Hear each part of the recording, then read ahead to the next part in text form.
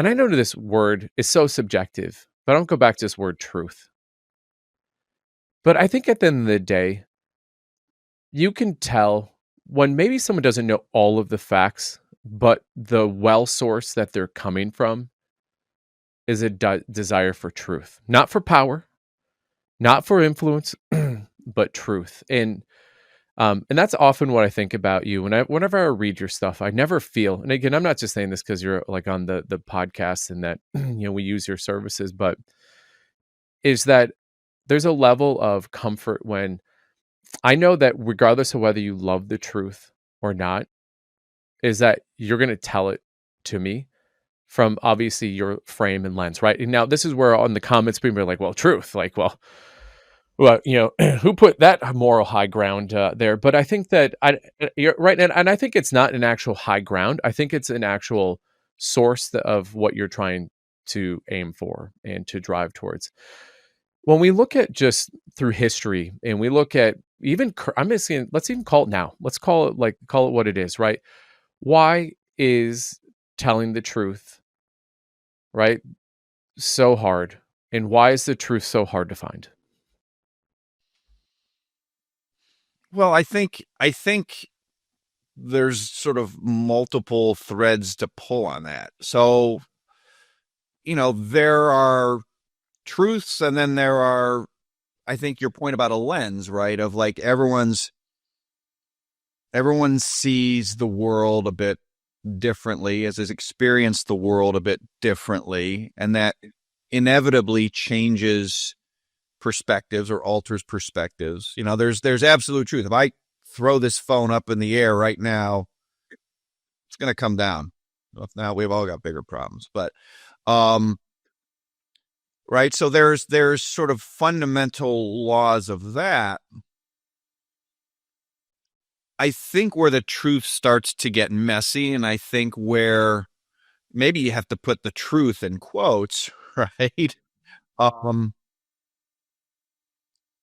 Is when the minute humans start to interact with what has physically happened. And, and then the political implications. And I don't say political as in Democrat or Republican. I say political as in the interaction of humans with each other in, familial, local, school, any type of interaction of humans. There's going to be politics.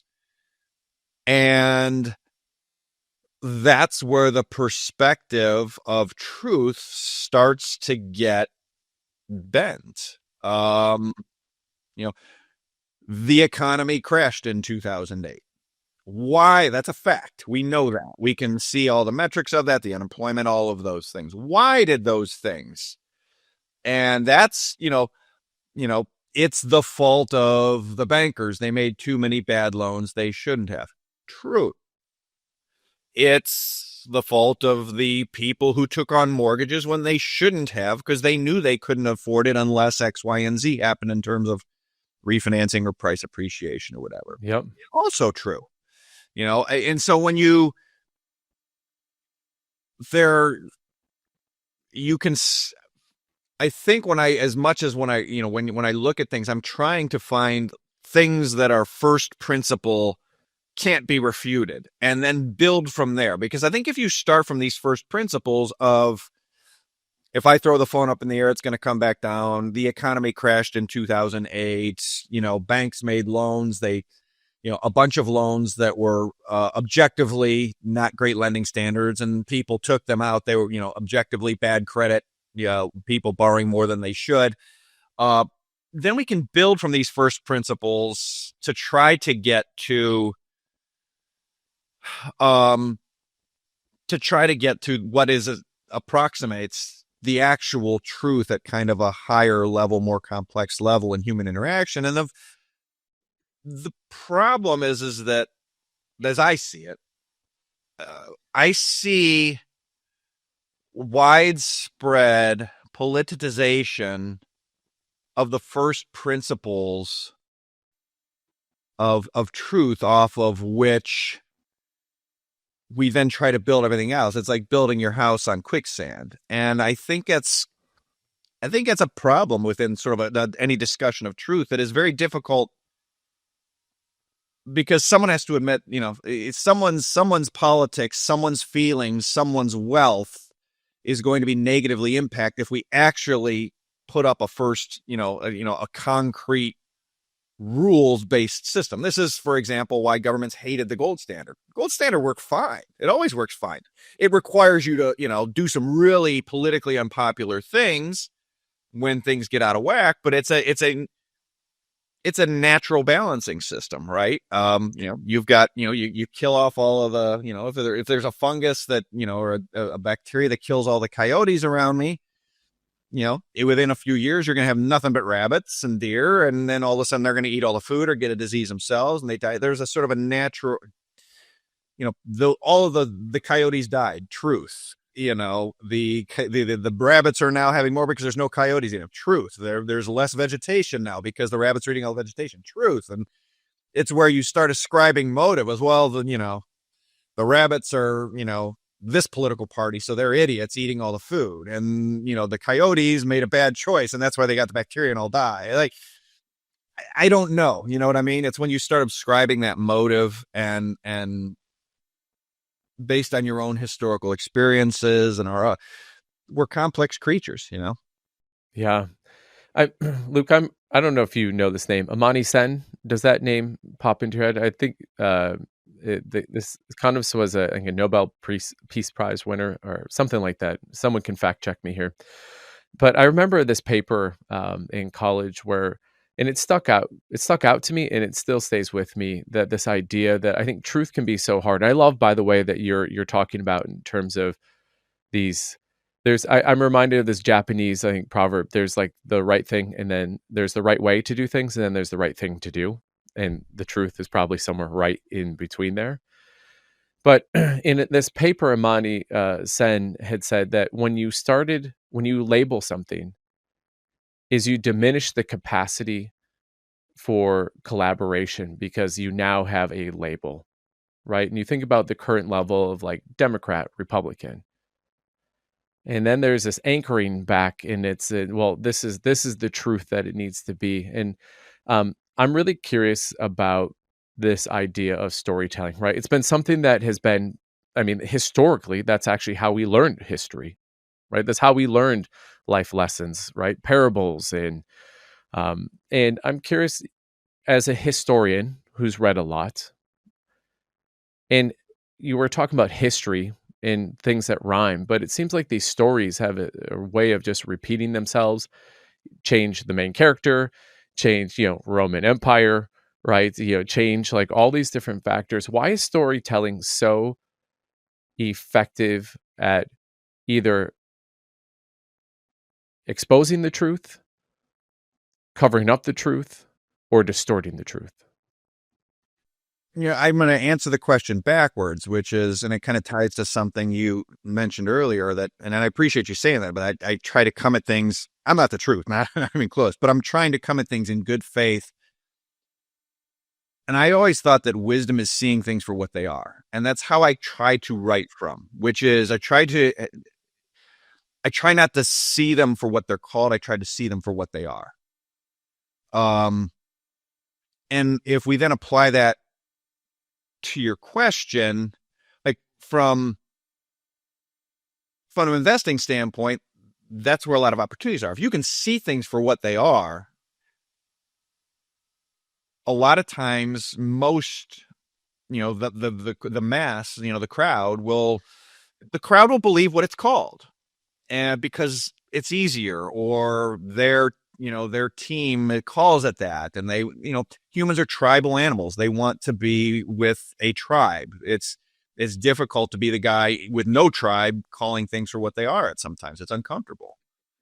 So I think that, so we start from, wisdom is seeing things for what they are, which I firmly believe, not what they're called.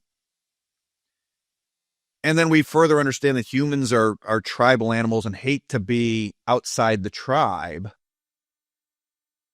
Then I think we can see how stories why they can be so useful in either a helpful way you can turn it into a fable, right? A moral fable of, the grasshopper and the ant, right?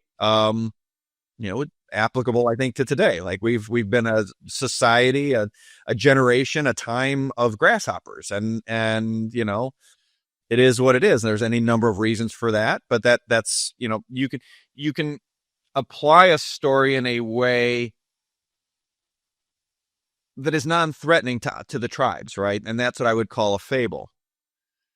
The risk of doing that is that a lot of them won't go right over their heads. Like, oh, they will hear the fable, go, oh, that's interesting. And that's those guys, not me. And, the darker, the chaotic,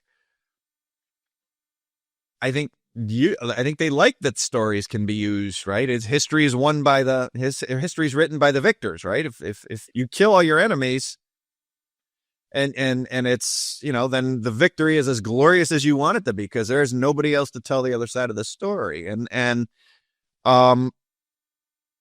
So I think it's some combination of those things. Really of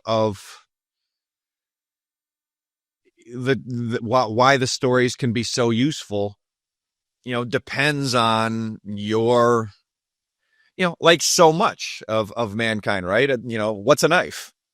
It's knife is nothing. It's a piece of metal with a sharp edge. And, if you're using it to cut food for your child or for your aging parent, what a wonderful tool. It can be used as a military, a weapon of mass killing. What an awful thing.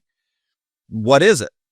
At the end, it's just a piece of metal with a sharpened blade. That's it, a sharpened side. So I think that's why stories can be useful, can be not useful, and why the truth is so hard.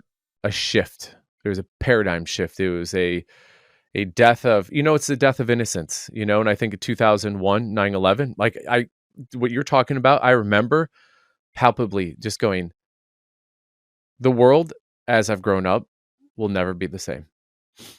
2008, similar, right? And even as in retrospect, right, everything seems even clearer, but at the time you could just tell never, it wasn't gonna be the same.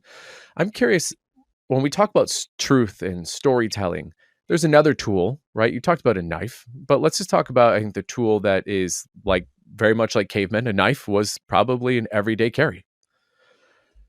The everyday carry that we have now, you held up your phone before, is social media. I'm curious how you are seeing this, not only personally, like with your sons. I mean, your sons grew up in the social media age, but also professionally. I mean, you're not even having to do fundamentals of companies anymore, or like what is crony capitalism. I mean, you're also having to go, what are narratives and stories that, whether they're true or not, have a way of deflecting or creating momentum.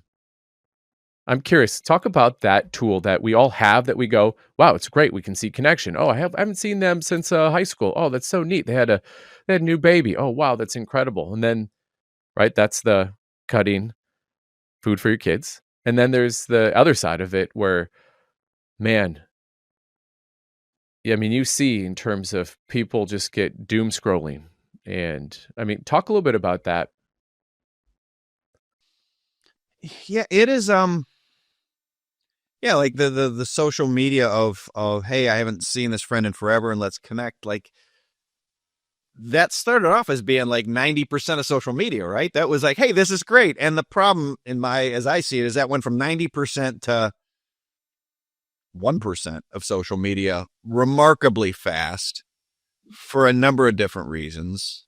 I think initially from a commercial standpoint, and I think after 2016, I think after that election, after it was seen as a key swing factor, one side used social media well, one side didn't, reportedly. I think it became very much, I think that accelerated the weaponization, the utilization of social media for narrative creation, political, and that, I think, accelerated a divide, because it'd be like people you knew your whole lives, and hey, great to see you again. And all of a sudden, 10 years later, like, that person thinks I'm a lunatic because I believe the same thing I believed my whole life when we were like friends like 5 years ago, or what have you, right? So there's been a dividing around it. And I think some of it is,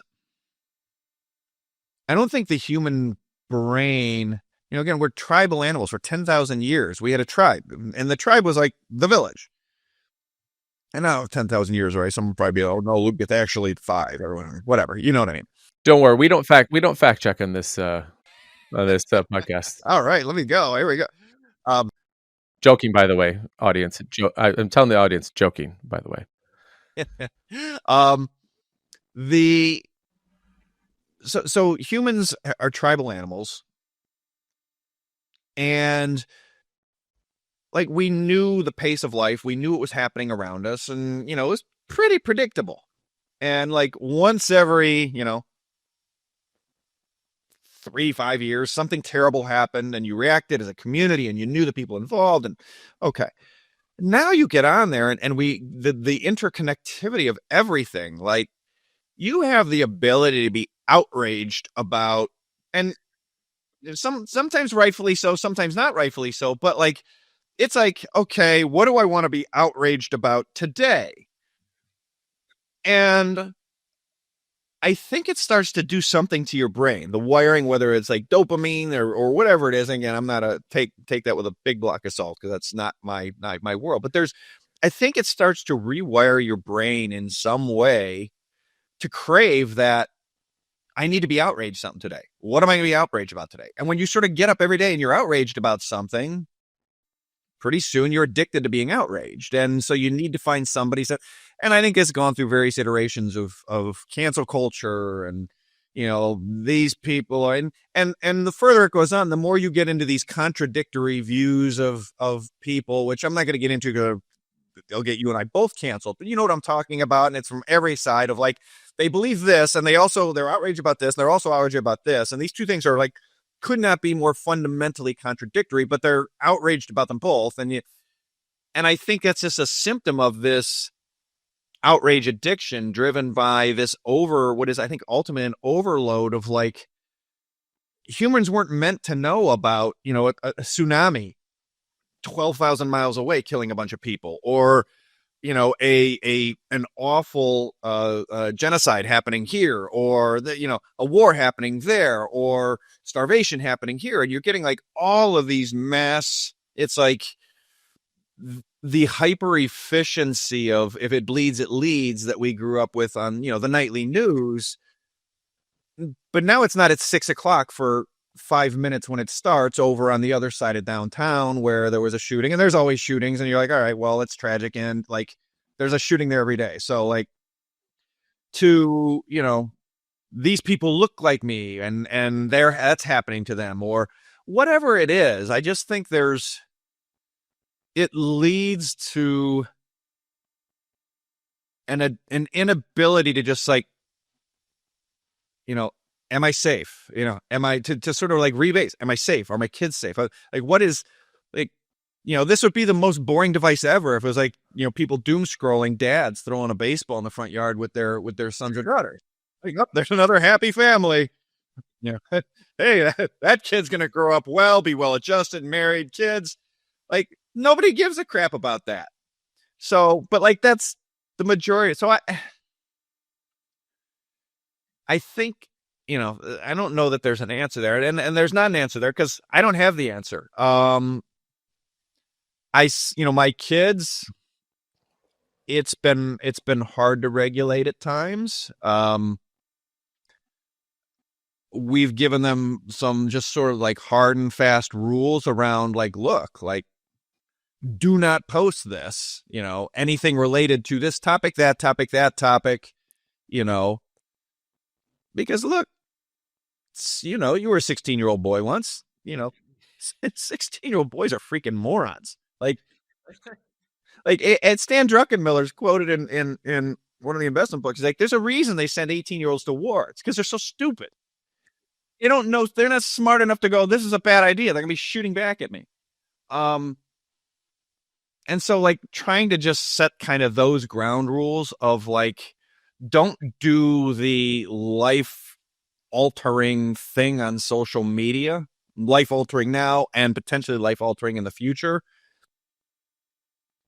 and be involved in activities in real life with your friends and hope for the best. Because it's hard. There's no, excuse me, there's no easy answer. Yeah. Did you ever watch the movie What the Bleep? No. You probably would appreciate it. At the time it came out and it was like, oh, this is woo woo-y stuff, right? It was dealing with like quantum physics. And in there, I remember there was a study from Japanese scientists, and it was around water, right? I think we're made up of 70% water. It's always probably why I feel super calm and connected when I'm near the ocean. In there, they had this experiment where they had someone hold a vial of water, and they said, think about what it would feel like to be loved or be in love. Take out that water, and they look under a microscope and they see the crystals, the water crystals. They're absolutely beautiful. They go through a couple different emotions. And then they take that exact same vial of water and they go, think about murder. Right. Just think like one of the most insidious things. Exact same water. The molecule looks mutated. Exact same molecule. And so to your point, what you're talking about, like when you hear these things, I mean, that's what just popped in my brain when I was listening to you, is that we're really made up of 70% water. And this movie, I think it's from like 2009, in this experiment, is that our bodies hold way more than we actually think. We think our brains hold these memories and hold these things. Is no, our body is actually the silo. And that's really interesting to me. And you said an interesting word there at the end of what you just were talking about. You said hope for the best. And I'm really curious, when you think about the word hope, I'm always curious, what's on the other side of hope, right? What's the competition, right? There's always competition of anything, like night, day, right? Today, tomorrow, like this minute and an hour from now, right? There's always this competing force. So what's on the other side of it? Can you talk a little bit about what you have seen maybe transition from hope and fear, and how you see those play out? And because at the end of the day, what happens in the economy in a lot of ways is the natural scoreboard of what's playing out on the field of human behavior, human decision making. Is that a fair statement? I think so. So talk a little bit about hope and fear. And they're both incredibly powerful, but it seems like fear is even way more addictive. I do think fear is more addictive. Hope is like romantic love, and fear is like, passion, right? Burning passion. One of my favorite quotes about hope, and it's kind of tucked in it, is by William Arthur Ward. And he says, the pessimist complains about the wind, the optimist hopes it will change, the realist adjusts the sails.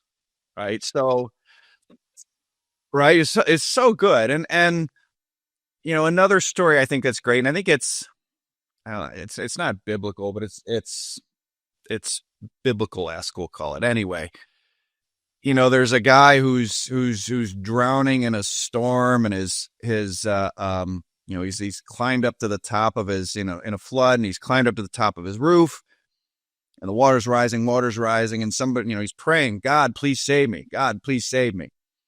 And, all of a sudden, a boat comes by, neighbor's like, hey, do you need a lift? He's going, no, God's going to save me. And so the neighbor rides off, and this is repeated 2 more times.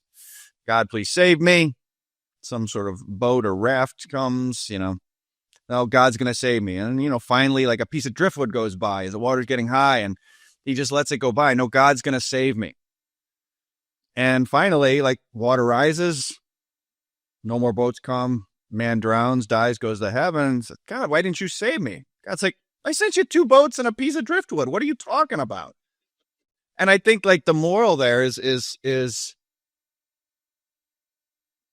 kind of like the realist thing, which is, yes, hope is a good state to be in, but it doesn't absolve you of the reality of the world and needing to react and being able to kind of see when your opportunities come, be they in these types of situations or whatever, right? As the old saying, so many people miss opportunity when it knocks at the door because it's dressed up like hard work. And now I'm totally just spouting things now, but I think that's this transit, like, I bring those up to tie it back to the question is I think hope is a state you basically kind of need to stay in. You need to, like, I think for me, it's a default state. I'm hopeful this will work out well. And I think you have to be a realist enough, like, to take action to either support what you're hoping for, because it isn't just going to manifest itself usually, or when things start to go against, hey, I hope this is going to continue to be the case. Well, what are you doing, right? And so, well, I hope my wife's going to keep loving me. I think she will. And, if we go out on date nights and I invest in, the time spent with her and we have long conversations and I do nice things every now and then, and like that there's action associated with hope. Hope is not just, it's not a singular thing. So that's how I think about hope versus, say, fear or. Yeah. No, Luke, I really love that your dichotomy of that, and just not only breaking the pessimist, the optimist, and then that realist. And I think it goes back to this idea of, Dan Sullivan is famous for saying all progress starts by telling the truth. And I think that's that realism. And I want to transition to a topic here where I think a lot of people are either head in the sand, or they are so like prepping and doom prepping, is around this topic of AI, because it's coming. And we've been talking about, there's been movies about it. There's been like countless books written about it, right? In this mythical, fictional world, but it's here. And I'm really curious, when you look back through history, right? Maybe the Roman Empire had a Facebook, an Instagram, like an instant dopamine sort of like hit, right? Now you pair that with this potential disruptor. This isn't just like internet, right? Hey, now if you want to order something, you don't have to. I remember when we got the J.C. Penney's catalogs, and you'd order, and then you'd wait 5 weeks to get your jeans for you ordered mid-July so you could have your school clothes in time. And God forbid if you picked the wrong size. So the internet. But how do you see this playing out? And especially in this idea of hope and fear. Hey, I sent you a boat. I sent you another boat. I sent you another piece of driftwood. How do you kind of combine all of that into this idea of realism, truth, storytelling, historical discernment? I think it really is like sitting in the not knowing, and sitting in the hope that it's going to work out okay, and being ready to watch for signs that lead to action based on how things go. Because I think if anybody tells you they know exactly how AI is going to go and what it's going to do, like, run in the other direction. They no one can know. This is just, it's moving way too fast. And I was at a private conference earlier this year, investment conference, and there were several different AI focused presenters. And like, the point of this conference is to get different good thinkers around. It's sponsored by a family office, and just let them bounce ideas off each other. And we're all coming at different things from different angles, and it's really kind of a neat setup. And so these AI folks were presenting, and they have forgotten more in the last week about AI than I'll ever know. But as they're describing it to me, it was, I happened to sit next to the one guy during presentation, and in between the next presentation. And I said, AI is simultaneously, and I've been doing this 30 years in the investment business, it is simultaneously the most exciting and horrifying thing at the exact same time. It's like the old quote about the ability to hold two opposing thoughts in your head at one time and retain the ability to function. It's very difficult to do. And so I think like it can go really well.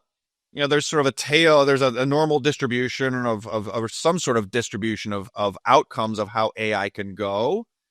And you've got to say, okay, well, there's a, far left tail go really bad, a far right tail could go really well. There is overlays around, look, AI applied to a debt-based system is a really bad idea, right? You take a bunch of workers out or reduce their wages. They can't pay their debts. They can't pay their mortgage. We know how that goes. Either the banking system collapses or more likely the banking system starts to collapse and the government comes in and prints whatever money, or there's UBI, these types of things. So there's an additional degree of complexity between, okay, what's AI going to do? Just sort of our first principle, what's AI do? Is it going to create mass unemployment, or is it going to create mass productivity and we all live better? And there's a wide range of outcomes. Okay, that's sort of first principle. Then you put layer 2. What does that do? Which we don't have a great answer for, and which could change depending on geopolitics. Do we implement it? Do Chinese implement it? Lots of stuff. Layer 2 is, okay, if it leads to unemployment for some period of time, given how much debt we have, given we're a debt-based system, how does that financial system survive? And it might not be able to without mass money printing. How does our social contract survive? It might not be able to without UBI. How does our currency valuation survive if we have to print money to keep the banking system and social contract whole? I don't know. On top of the I don't know. And so that's why it's so exciting and so horrifying. The ranges of outcomes are like all over the place, and the pace at which it's all happening. Humans are we are hardwired over thousands of years for stuff to just move linearly. There's Albert Bartlett, he was a physicist, I think. He said the greatest shortcoming of the human race is the inability to comprehend the exponential function. Like, we as a human, you go to the average person and say, okay, thought experiment on the human inability to comprehend the exponential function is to say, all right, I'm going to handcuff you to one of the seats at the top wall of Fenway Park in Boston, and I'm going to add a drop of water, and I'm going to double the drop of water. I'm going to put one drop of water at the pitcher's mound, and I'm going to double the drop of water every minute.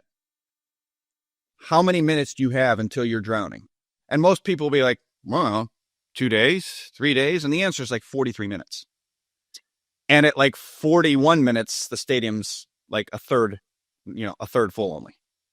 People can't comprehend that. And so it catches them by surprise. And that's first principle 1, we don't know the outcomes. Principle 2, we don't know how the financial system is going to interact. The social contract's going to interact. And principle 3 is like, this thing's moving at an accelerating rate in a way that we simply aren't wired to do. And so, there's probably some guides to history to it, and some of them, are marginally applicable and, quite frankly, not very comforting, right? On the downside, right?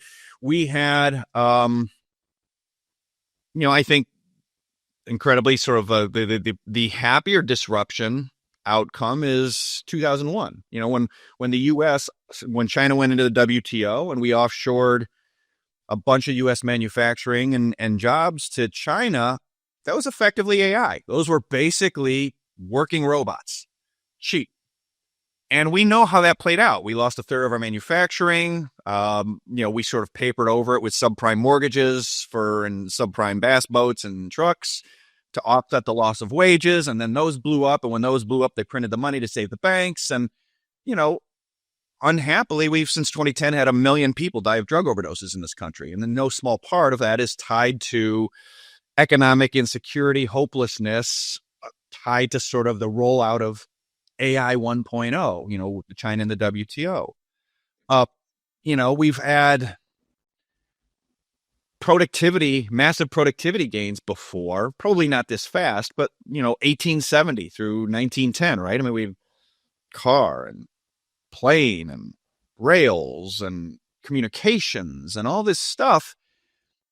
Productivity, you started pulling people off the farms. You don't need as many people working on farms. And ultimately that led to such a high degree of insecurity. It contributed, I think, economically insecurity to World War I, where, 1913, 10 to 12% of the people alive in Eurasia in 1913, that a number of people, they were dead by 1945 in war. And so there's like this view of like, well, it's always just linear. Technology is always linear driving, improvement, and our lives will be better. Our lives are better now than they were in 1915. Sure. And as long as you and yours didn't have to live 1915 through 1945 and across Eurasia, you don't see the downside of it. You don't see what's scary about it. And that's where I kind of I'm wrestling, bringing it down to the personal level. What career is going to be good for my kids? We were talking before we jumped on. I have 24, 22, 19-year-old boys. One's just finishing and one's just starting off in his career. One is still in college. Another one's about to go to college. What do they study?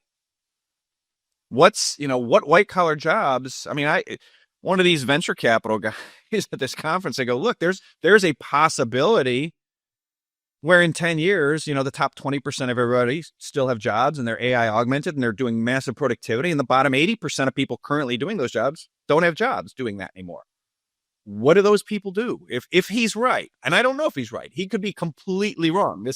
This could have like, hey, everyone, there's gonna be new jobs, and technology has clearly shown that like when the buggy whip guy lost his factory and his jobs and everything, other things came up. So there will, it's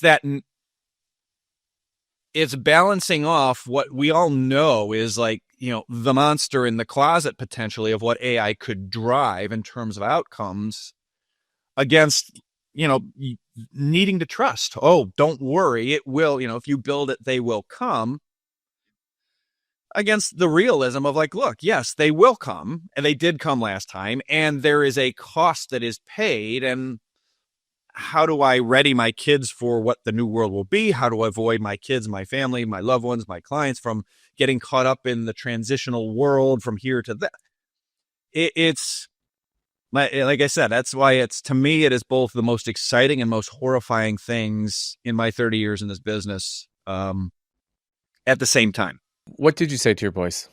I mean, because your boys are the exact same as the audience, right? Because they're all answering, like they see the fact that, hey, is this a Y2K moment? Like, oh, everything's going to reset in the polar magnetic north is going to flip right. And there's going to be, and then it was nothing. And I think we all know that this is not going to be nothing. To the other end, hey, in 5 years from now, we're all disrupted. Again, I go back to the realism of that conversation. Governments usually don't negotiate against themselves. And that's similar to the Chinese, to the Russians, to Americans, in that all of them like to be funded. So when all of them are being funded from like their productivity of their citizenry and their spending of their citizenry. So you have like some of these like bookends that maybe help you move it in. But what do you say to your sons, and what would you tell the audience here when you think about there's the pessimist, there's the optimist? What's that realist? The realist has thus far been get an education. My boys are they're smart kids. They're very smart kids. Like, they didn't have an option of like MIT or Harvard, right? That wasn't on their, so this isn't like, hey, you should go design these systems. That's not on their bookend. I think it probably could if they wanted, but there's not the interest. But so get an education, be open, get a really good moral compass. And I think we've installed that. That's parenting. That's on my wife and I. If they're bad people, that's our fault. I think learn interpersonal skills. I think their young generation, they hate making phone calls. They hate interacting with people. The more you can force them to do that, because that's something the machines can't do. Is sort of, direct sales and interactions or human interactions. And I think just being like, you know, encourage talking with them. So my boys are old enough where like we're having this conversation and like, and just being honest, like I sheltered them when they were a kid. And for, 2008, like we've talked about it since over family campfires about, what was going on in '08. And they had no idea. They're like, oh, this was great. We just moved into a new house. Like we had moved into the house. Lehman went bankrupt. I literally was like, I don't know if we're gonna be able to afford this house in 6 months. I don't know if I'm gonna have a job. They had no idea. So we sheltered them when they were young. And now as that they're at their age, I think it becomes much more collaborative in the conversations around all of it. Share what wisdom I think I have, but I don't know. Like I could not, Dad, I should, tell me what I should do and I'll do it. I can't tell you what to do because I don't know. And so we're all sort of playing as we come on this, but I think it's the first principle, that base layer of get an education, don't be in debt, right? I think that's a big thing. So for my wife and I, it factored into our thought. Like, we don't know what's going to happen with AI. So I'm not going to drop $100,000 a year on college. Now look, if there is a program that that's their dream and they want to do it and they know exactly what they're going to do, we would fund that. But if they are, as they've kind of been, is like, listen, I want to do this and that, then we were focused on best possible program at lowest possible costs, kind of state school. And because I do think one of the ways AI can trip people up is, you get on a bunch of student debt and then all of a sudden your job changes or goes away. Like that's not dischargeable. So whether you know it or not, and I think this is in a lot of ways irresponsible that we somehow can, you can't drink in this country at 18, but you can sign up for $500,000 of non-dischargeable student loan is insane. But that's neither here nor there. Point being that understanding that you are signing up for non-dischargeable student loan debt in a world where in 5 years, you may have no real ability to repay that and still have disposable income left over. You will be a debt slave. Possibly.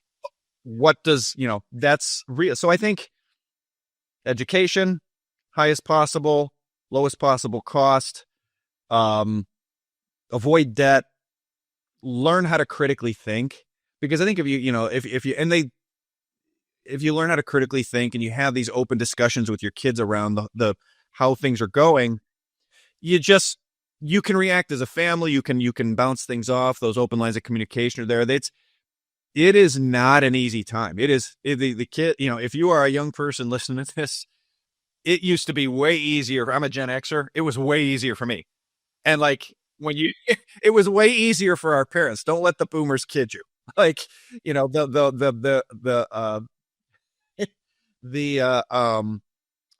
Animal House, right? Where Senator Blukarski, right? He gets a 0.0 and he becomes a senator. Like that's perfect. Like you could like fall out of a tree and get a corporate job for 20, 30. Right. Okay. It's a hard time. It's a hard time. So I think it's just this flexibility, low debt, like retain optionality. That's ultimately what I'm saying.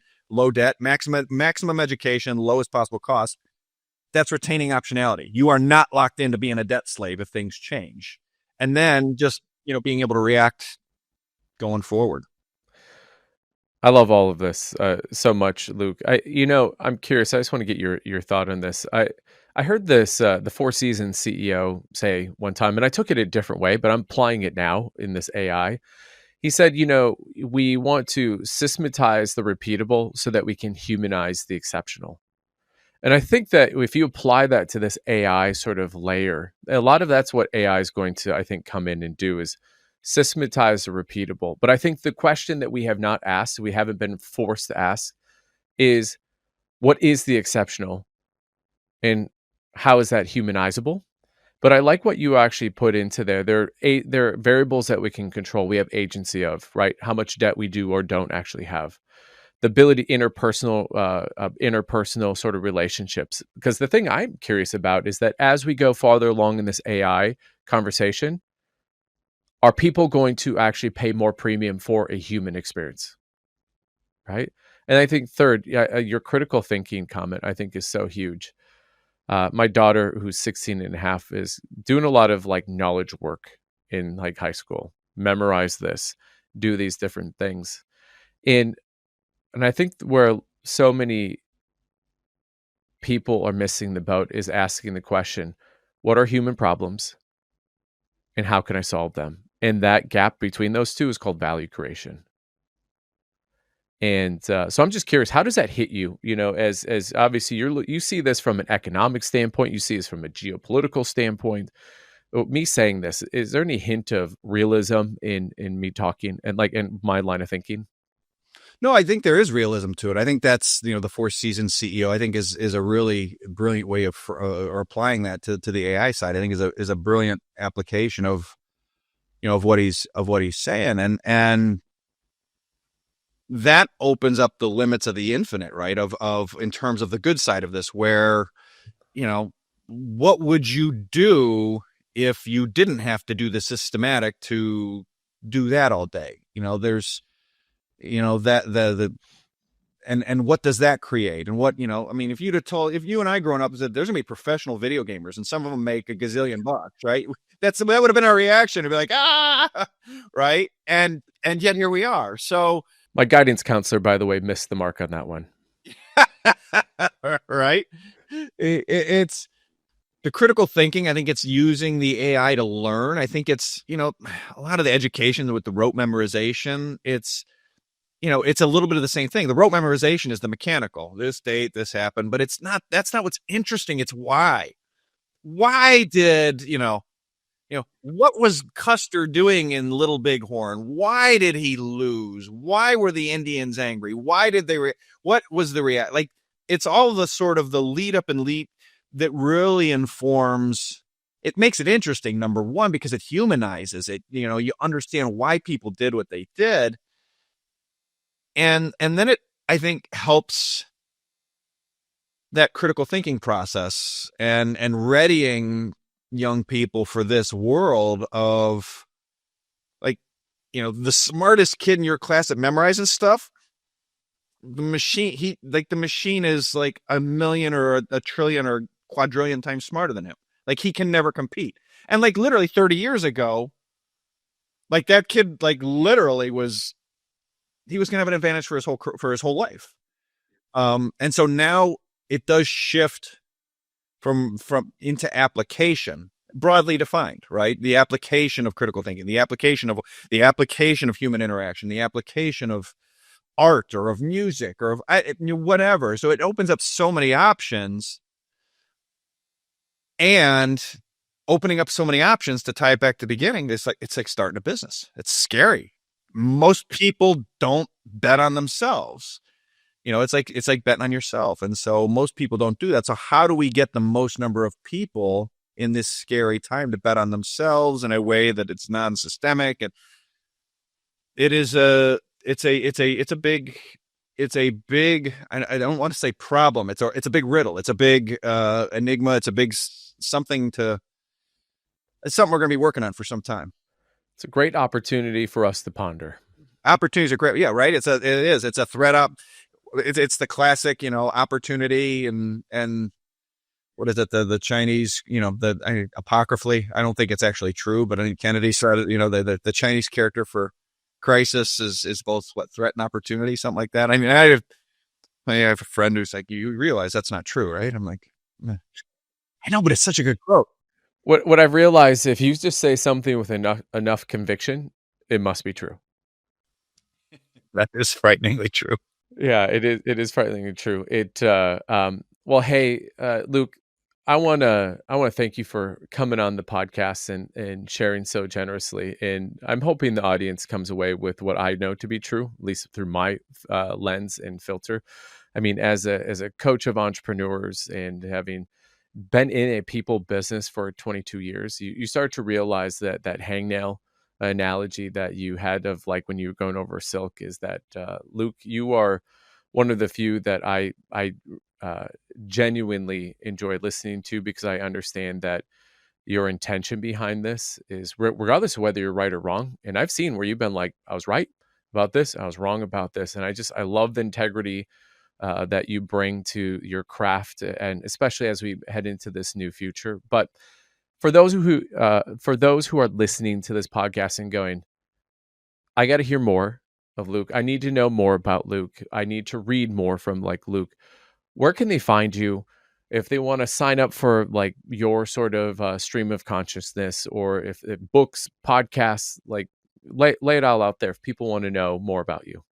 I appreciate that and all those kind words. Yeah, if they want to learn more about me, they can go to our website at FFTT-LLC.com for more information about both our mass market as well as institutional investment research products.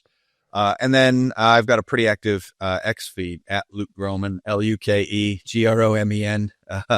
You laugh, I laugh, because yeah, it is fairly active, and so it's I do post there with lots of different thoughts and have various discussions, and I learn a lot. I learned, for me, X is very much, you're either a user or a dealer, and I try to be equal opportunity. I try to be both a dealer and a user. It's a great way. This is a great way to say that. And any forthcoming books coming out? Nothing new. I've got, behind me here, Mr. X Interviews Volume 1 and 2 that are available on Amazon. And those are written in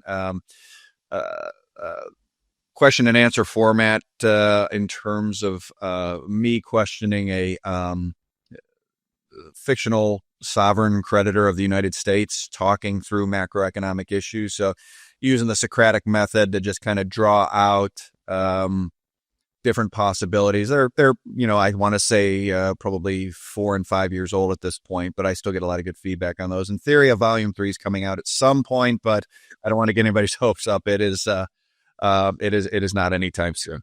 That's amazing. Luke, one of the things I like to do as we start our sign off here is allow our guests to have the last word. I mean, what's the last thought? What's the last word that you would love our audience to take away from today, or just something that's just really burning in your heart or mind? I think if we tie it in, it's realism. It's just realism of, realism and objectivity, I guess, right? Of just trying to see things for what they are. The more you can see things for what they are, I think the more wise decisions you're going to make. And that will keep you make enough wise decisions in a row, sort of the way life works, you end up in a pretty good spot. And not just financially, in terms of, your relationships, your businesses, your community, your neighborhood, your relationship with your children and your friends and family, etc. That's beautiful. Realism. Hey, Luke, thanks for coming on the podcast. Absolutely enjoyed it. And I know our audience is going to take a lot away from today. So thanks for joining us. Thanks for having me on, Ben. It was great talking with you. I enjoyed it. Thank you for listening. A big thanks to Elation Lab for the production and creative design.